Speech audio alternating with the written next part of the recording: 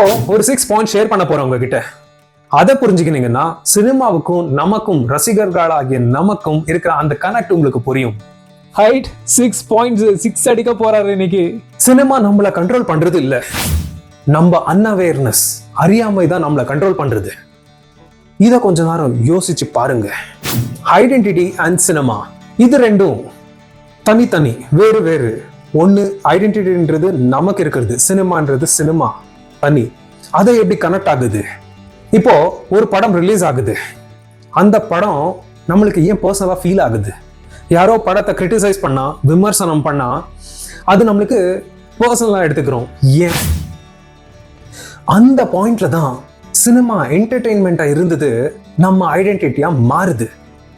அது சினிமா நம்மளை கேட்கல, ஆனா நம்மளை அறியாம நாம அது நடந்ததை நோட்டீஸ் கூட பண்ணல.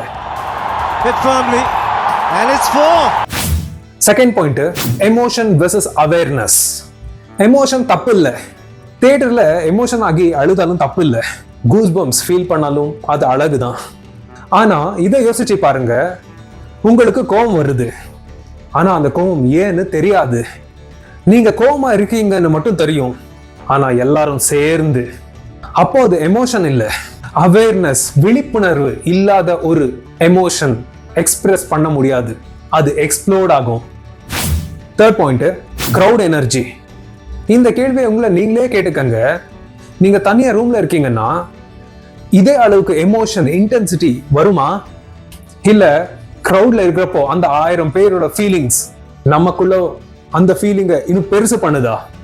கிரவுட்ல இருக்கிறப்போ எமோஷனை கிரியேட் பண்ணாது, அது எமோஷனை மல்டிப்ளை பண்ணும், அப்படியே காட்டு தீ மாதிரி பரவும். கிரவுட்ல இருந்தா ரெஸ்பான்சிபிலிட்டிஸ் லைட் ஆகும். அப்போ நமக்கு அந்த வெக்கம், நம்மளுடைய வலிகள் எல்லாம் மறந்து போயிடுவோம். ஏன்னா அந்த எமோஷனை எல்லாரும் ஷேர் பண்றோம். இது கெட்டது இல்லை, ஆனா அதுதான் சைக்காலஜி, உளவியல்.